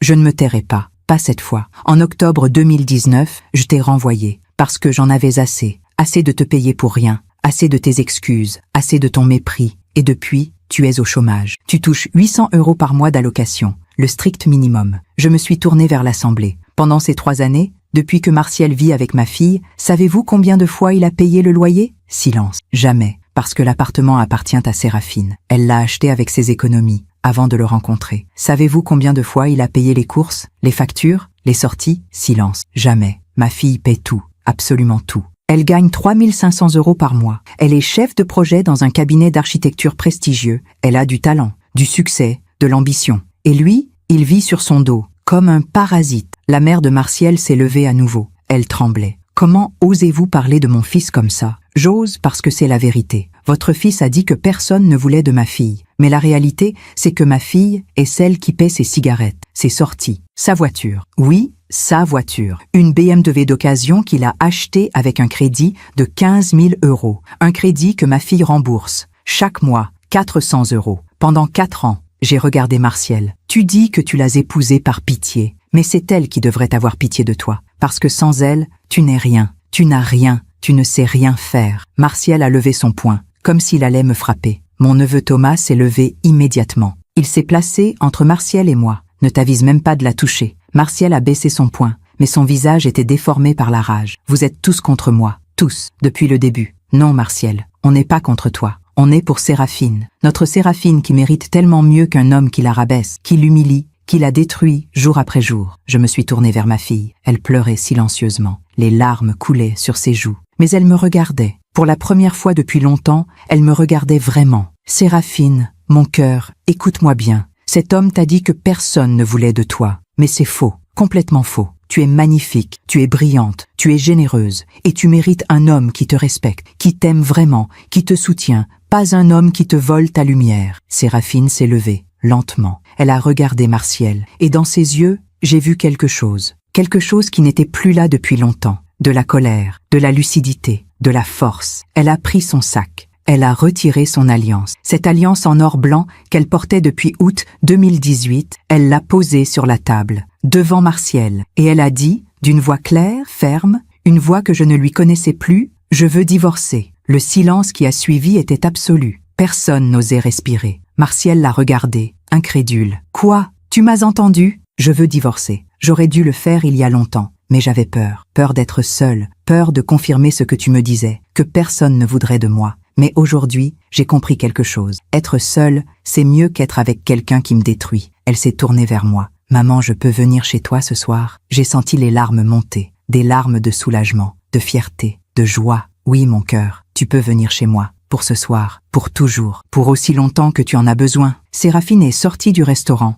la tête haute, le dos droit, digne. Je l'ai suivie. Mais avant de partir, je me suis retournée vers Martiel, vers sa famille qui ne souriait plus, qui ne riait plus, qui comprenait enfin. « Martiel, tu as dit que tu l'avais épousé par pitié, mais maintenant, c'est moi qui ai pitié de toi, parce que tu viens de perdre la meilleure chose qui te soit jamais arrivée, et tu vas passer le reste de ta vie à le regretter. » Je suis sortie. Dehors, Séraphine m'attendait. Elle pleurait, mais c'était des larmes différentes, des larmes de libération. Je l'ai prise dans mes bras, je l'ai serrée fort, et j'ai murmuré à son oreille « Je suis fière de toi, tellement fière. » Nous sommes rentrés chez moi, dans ma voiture, en silence, un silence apaisé, un silence de ceux qui ont enfin dit la vérité. Ce soir-là, Séraphine a dormi dans sa chambre d'enfant. Elle s'est endormie presque immédiatement, épuisée, vidée, mais libre. Moi, je suis restée éveillée longtemps, à penser à ce qui venait de se passer, à ce qui allait suivre, parce que je savais que Martiel ne lâcherait pas prise facilement. Les hommes comme lui ne lâchent jamais. Ils s'accrochent, ils supplient, ils menacent. Ils font tout pour garder leur emprise. Mais cette fois,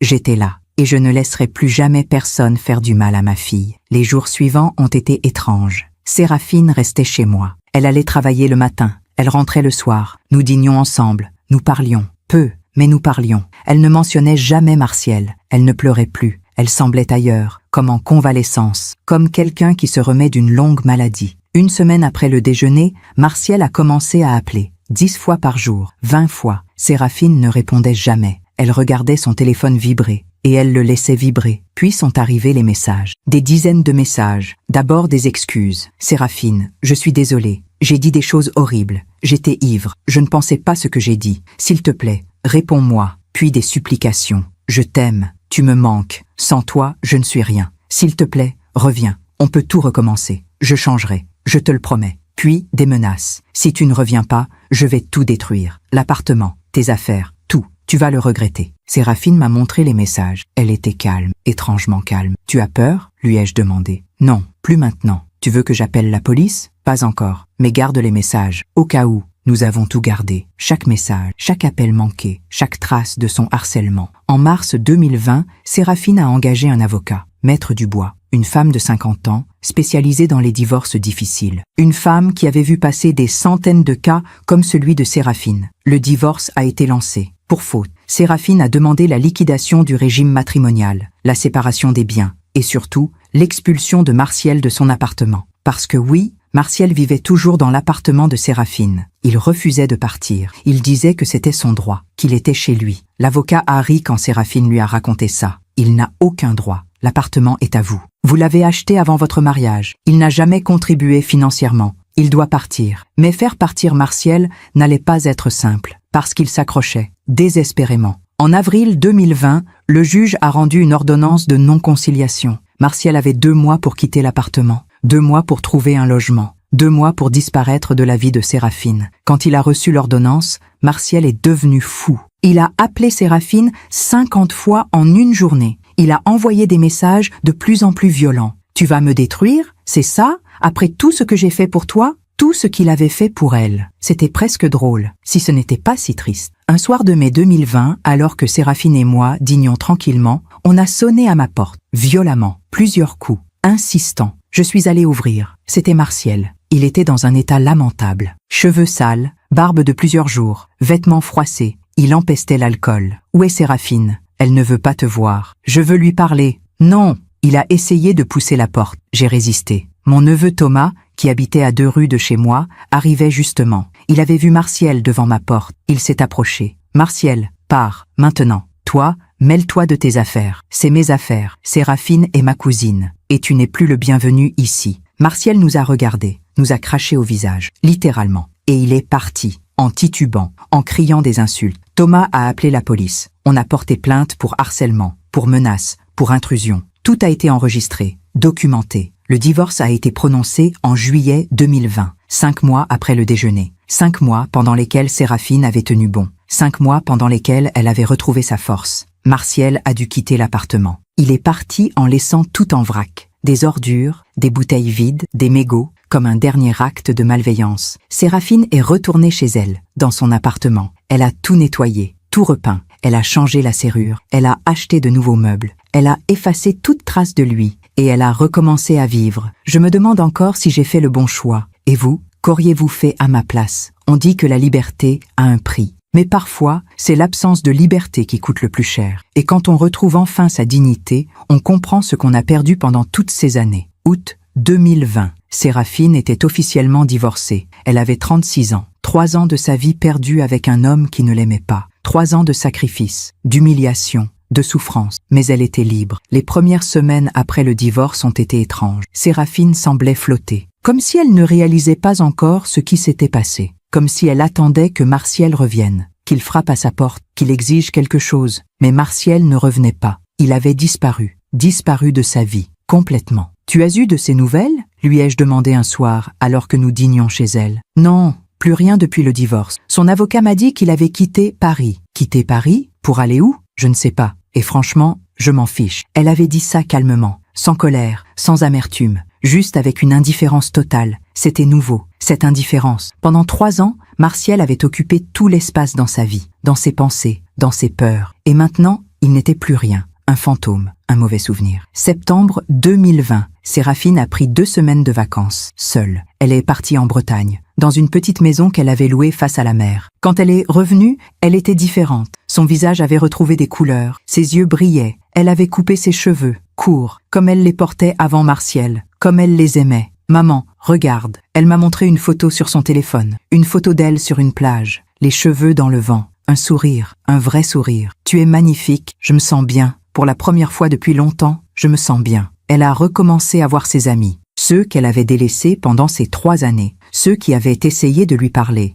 de lui ouvrir les yeux, mais qu'elle avait repoussés. Ils l'ont accueillie à bras ouverts, sans jugement, sans reproche, avec cette générosité que seuls les vrais amis possèdent. En octobre 2020, Séraphine est venue dîner chez moi. C'était un vendredi soir. J'avais préparé un gratin dauphinois, comme celui qu'elle aimait enfant. Nous avons parlé de tout, de son travail, de ses projets, de la vie qui reprenait son cours. « Maman, je veux te dire quelque chose. Je t'écoute. Merci. Merci pour ce que tu as fait. Merci d'avoir dit la vérité. Merci de m'avoir sauvée. Je ne t'ai pas sauvée. C'est toi qui t'es sauvée. Moi, j'ai juste donné un coup de pouce. Non, maman. Sans toi, je serais encore avec lui, à me faire détruire jour après jour. Je le sais. » Elle a pris ma main. « Je suis désolée. Désolée de ne pas t'avoir écouté. Désolée d'avoir été aveugle si longtemps. Tu n'as pas à être désolée. Tu n'as rien fait de mal. Tu as aimé. Tu as fait confiance. Ce n'est pas ta faute si Martial a profité de ça. Nous avons pleuré ce soir-là, toutes les deux, des larmes de soulagement, de libération,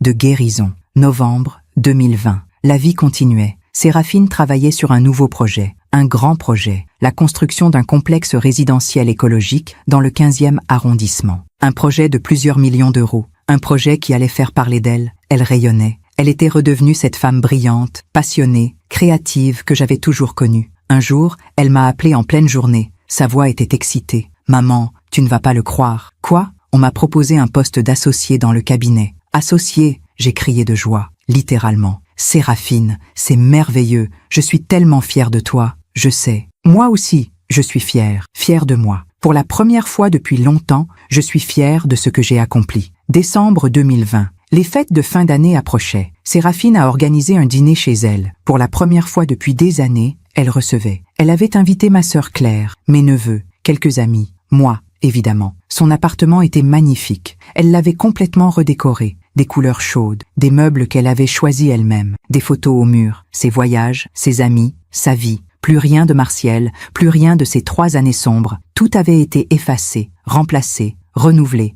Le dîner a été joyeux. Nous avons ri, nous avons parlé, nous avons bu du vin. Séraphine était l'hôte parfaite, attentionnée, souriante, heureuse. À un moment, ma sœur Claire a levé son verre. Je voudrais porter un toast à Séraphine, à ton courage, à ta force, à ta renaissance. Tout le monde a levé son verre. Séraphine avait les larmes aux yeux. Merci, merci à tous, merci d'être là, merci de ne pas m'avoir abandonné. On ne t'a jamais abandonné, a dit Claire. On t'a juste attendu. Ce Noël-là a été le plus beau depuis des années. Parce que ma fille était de retour, ma vraie fille, celle qui souriait, qui riait, qui vivait. Janvier 2021, la nouvelle année, un nouveau départ. Séraphine avait signé son contrat d'associé. Elle gagnait maintenant 5 000 € par mois. Plus des primes sur les projets. Elle était financièrement stable, indépendante, forte. Un soir de février 2021, alors que nous prenions un café chez moi, elle m'a dit quelque chose d'inattendu. « Maman, je pense que je vais vendre l'appartement. » Vendre ? Pourquoi ? Parce qu'il y a trop de souvenirs. Même si j'ai tout refait,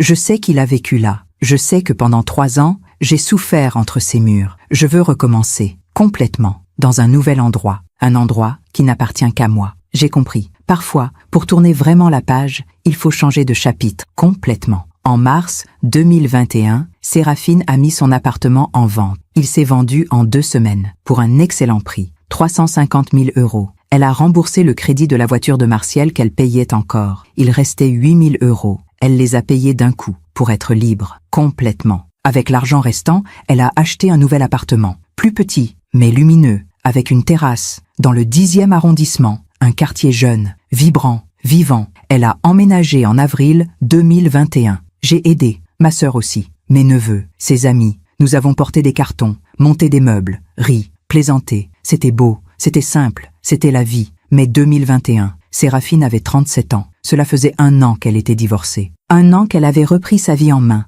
Un jour, elle est venue me voir. Elle avait quelque chose à me dire. Je le voyais dans ses yeux. « Maman, j'ai rencontré quelqu'un. Mon cœur s'est arrêté. Pas de peur, de surprise. »« Vraiment ? Oui, il s'appelle Laurent. C'est un collègue. Enfin, pas vraiment un collègue. C'est un entrepreneur qui travaille avec notre cabinet sur le projet écologique. Et il est comment ? » Elle a souri. Un sourire doux, vrai. Il est gentil, vraiment gentil. Il me fait rire, il m'écoute, il respecte mon travail, mon espace. Il ne me demande rien, il est juste là. Tu l'aimes ? Je ne sais pas encore, c'est trop tôt. Mais je me sens bien avec lui, légère, moi-même. Alors c'est déjà beaucoup. Maman, j'ai peur. Peur de refaire les mêmes erreurs. Peur de tomber sur quelqu'un comme lui. Séraphine, tous les hommes ne sont pas comme Martial. Laurent n'est pas Martial. Et surtout, tu n'es plus la même. Tu es plus forte maintenant. Tu sais ce que tu vaux. Tu sais ce que tu mérites. Tu as raison. J'ai rencontré Laurent en juin 2021, un homme de 42 ans, divorcé, sans enfant, entrepreneur dans les énergies renouvelables, un homme calme, posé, qui regardait Séraphine avec respect, avec admiration même.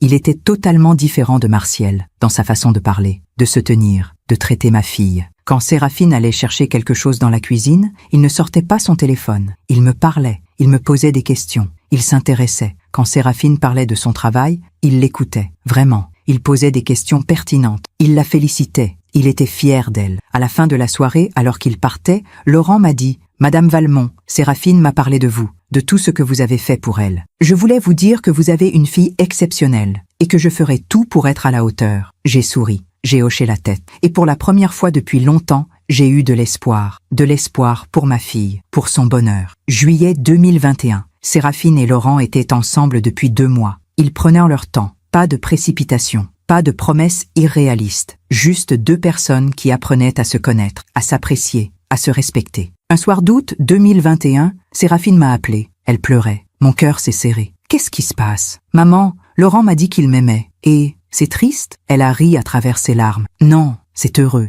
tellement heureux. Parce que moi aussi je l'aime. Et j'ai peur que ce soit trop beau. Peur que ça se termine mal. Séraphine, arrête d'avoir peur. Tu as le droit d'être heureuse. Tu l'as mérité. Tu as survécu à l'enfer. Maintenant, laisse-toi vivre le paradis. Elle a raccroché. Et moi, j'ai pleuré. De joie, de soulagement, de gratitude. Septembre 2021. Séraphine m'a invité à dîner. Avec Laurent. Ils avaient quelque chose à m'annoncer. J'étais nerveuse. Je ne savais pas à quoi m'attendre. Nous étions assis dans le salon de Séraphine. Sur cette terrasse qu'elle aimait tant. Il faisait doux. La nuit tombait doucement sur Paris. Laurent a pris la parole. « Madame Valmont, j'ai demandé à Séraphine si elle voulait vivre avec moi. Mon cœur s'est arrêté. Et qu'est-ce qu'elle a répondu ?» Séraphine a souri. J'ai dit oui, mais sous condition. Des conditions ? Oui. On garde nos appartements respectifs, pendant 1 an au moins. On vit ensemble, mais on garde nos espaces, nos sécurités, nos indépendances. Si ça marche, on verra pour la suite. Si ça ne marche pas, on aura nos refuges. Laurent a hoché la tête. C'est elle qui a posé ces conditions,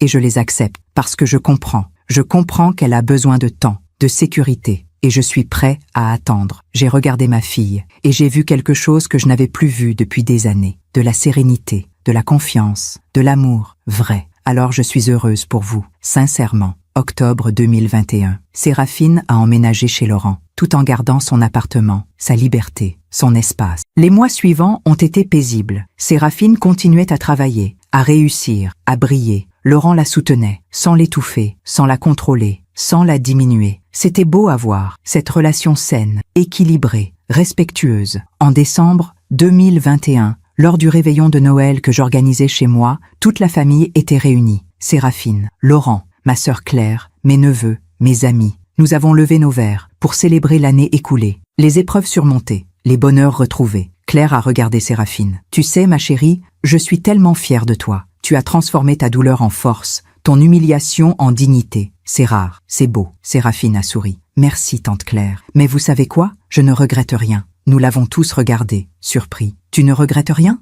Non. Parce que ces 3 années avec Martial m'ont appris quelque chose. Elles m'ont appris ma valeur. Elles m'ont appris que l'amour ne devrait jamais faire mal, que le respect n'est pas négociable, que la dignité est plus importante que la peur d'être seule. Elle a levé son verre. Alors merci Martial. Merci de m'avoir brisé. Parce que c'est en me reconstruisant que j'ai découvert qui j'étais vraiment. Nous avons tous trinqué, les larmes aux yeux. Parce que ma fille, ma magnifique fille, avait traversé l'enfer et elle en était sortie plus forte que jamais. Janvier 2022. La vie continuait, sereine, heureuse. Séraphine s'épanouissait dans son travail, dans sa relation, dans sa vie. Un jour de février 2022, alors que je faisais mes courses dans le quartier, j'ai vu quelqu'un que je n'avais pas vu depuis presque 2 ans. Martial. Il était assis sur un banc, devant une bouche de métro. Il avait vieilli, beaucoup vieilli. Ses cheveux étaient gris, sales, son visage était creusé, ses vêtements étaient usés, déchirés. À côté de lui, il y avait un carton, avec quelques pièces dedans. Il mendiait. Je me suis arrêtée, je l'ai regardé, il ne m'a pas vu, il regardait le sol, perdu, vide. J'ai pensé à Séraphine,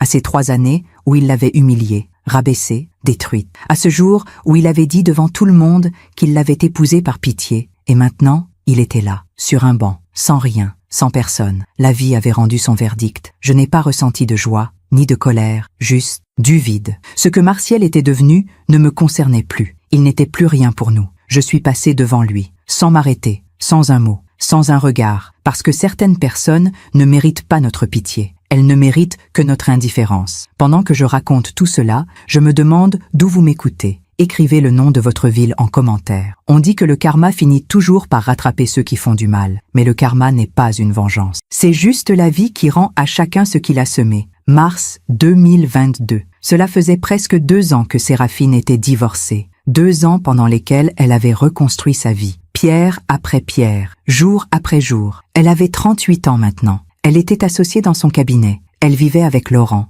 Elle souriait, elle riait, elle vivait. Un samedi après-midi, nous prenions un café chez moi. Elle et moi, juste nous deux, comme avant, comme toujours. Maman, tu te souviens de ce jour? Le déjeuner chez tante Claire? Comment pourrais-je oublier? Je repense souvent à ce moment, à ce que tu as dit, à ce que j'ai dit. Tu regrettes? Non. Au contraire, je suis reconnaissante que tu aies eu le courage de dire la vérité, parce que moi, je n'en avais pas. Tu l'as trouvé, c'est ça l'important. Elle a souri. Tu sais, l'autre jour, j'ai croisé la mère de Martial, dans le métro. Mon cœur s'est serré, et elle m'a regardé, elle a baissé les yeux, et elle est sortie à la station suivante. Elle avait honte. Oui, et tu sais quoi? Je ne lui en veux pas, ni à elle, ni à Martial, plus maintenant, parce que ce qu'ils m'ont fait, ça m'a rendue plus forte. Ça m'a appris qui je ne voulais plus jamais être. Avril 2022. Ma sœur Claire m'a appelée. Elle avait quelque chose à me raconter. Théodora, tu ne devineras jamais qui j'ai vu. Qui? Martial. Mon sang s'est glacé. Où? À la gare du Nord. Il dormait sur un banc. J'ai failli ne pas le reconnaître. Il a tellement changé. Il a l'air détruit. Comme il avait détruit ma fille. Il t'a vu? Oui. Il m'a reconnu. Il a essayé de me parler, de me demander de l'argent. J'ai continué à marcher. Tu as bien fait. Théodora, je ne ressens rien pour lui. Ni pitié, ni colère, rien. C'est comme s'il n'existait plus. C'était exactement ça. Martial n'existait plus. Il était devenu invisible, comme il avait essayé de rendre Séraphine invisible pendant 3 ans. Mai 2022, j'ai reçu un appel, un numéro que je ne connaissais pas. J'ai hésité, puis j'ai décroché. Madame Valmont? Une voix d'homme, fatiguée, brisée. Oui, c'est Martial. Mon cœur a fait un bond. Pas de peur, de surprise. Qu'est-ce que tu veux? J'ai besoin d'aide. Je n'ai plus rien. Plus de travail, plus de logement, plus rien. Silence. Je sais que vous me détestez, mais s'il vous plaît, juste un peu d'argent. Pour manger, pour dormir quelque part. Non, Madame Valmont, s'il vous plaît, je vous en supplie. Tu as supplié ma fille de revenir. Tu l'as harcelée, tu l'as menacée, tu l'as détruite pendant 3 ans. Et maintenant, tu me supplies? Je sais, j'ai fait des erreurs. Des erreurs? Tu appelles ça des erreurs? S'il vous plaît, Martial, écoute-moi bien. Tu as dit un jour que tu avais épousé ma fille par pitié. Aujourd'hui, c'est moi qui ai pitié de toi. Mais je ne t'aiderai pas, parce que tu ne mérites pas mon aide. Tu ne mérites rien. La vie t'a donné ce que tu méritais. J'ai raccroché, les mains tremblantes, le cœur battant. J'ai appelé Séraphine immédiatement. Maman? Martial vient de m'appeler. Silence. Ah, qu'est-ce qu'il voulait? De l'argent. Et tu lui as donné? Non, bien sûr que non. Merci, maman. Merci de ne pas l'avoir aidé. Tu savais qu'il était dans cette situation? J'ai entendu des rumeurs, qu'il était à la rue, qu'il avait des problèmes d'alcool, mais je ne voulais pas savoir. Je ne veux plus rien savoir de lui. C'est bien, continue comme ça. Juin 2022. La vie continuait. Séraphine était heureuse. Laurent et elle parlaient de projets, de voyages, d'avenir. Un soir, ils m'ont invité à dîner. Ils avaient de quelque chose à m'annoncer. Maman, on va se marier. J'ai senti les larmes monter. Vraiment? Oui, mais un petit mariage, intime, juste la famille, les amis proches, rien d'extravagant. C'est merveilleux. Je suis tellement heureuse pour vous.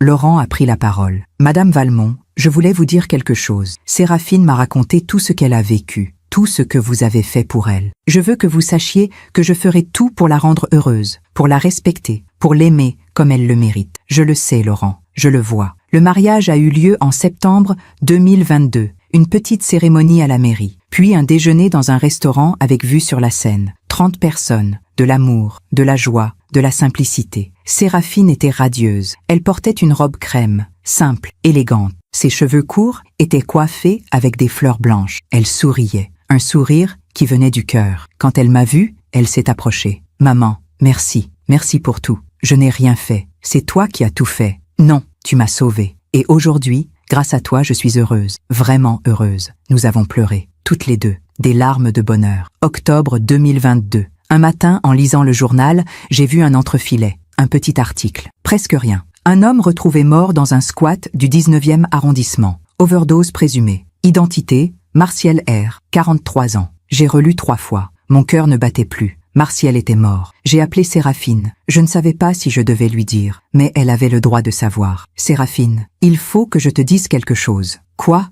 Martial est mort. Silence. Un long silence. Comment? Overdose. Dans un squat. Nouveau silence. Je ne sais pas quoi dire. Tu n'as rien à dire. Je ne ressens rien, maman. Ni tristesse, ni joie. Rien. C'est bizarre, non? Non. C'est normal. Il n'était plus rien pour toi. Tu as raison. Elle a raccroché. Et moi, je suis restée là, à penser à tout ça, à cette histoire, à ce qu'elle nous avait appris. Martial avait eu tout ce qu'il méritait. Pas par vengeance, pas par malédiction, juste par les conséquences naturelles de ses choix. Il avait détruit. Alors il avait été détruit. Par lui-même, par sa propre toxicité, par sa propre vacuité. La vie avait rendu justice, sans que personne n'ait eu à lever le petit doigt. Je me demande encore si j'ai fait le bon choix. Et vous? Qu'auriez-vous fait à ma place? Au bout du chemin, il ne reste que la sagesse, cette compréhension silencieuse que chaque douleur nous a appris quelque chose, que chaque épreuve nous a transformés, et que parfois, sauver quelqu'un, c'est d'abord avoir le courage de dire la vérité. Décembre 2025. Aujourd'hui, j'ai 61 ans. Séraphine en a 41.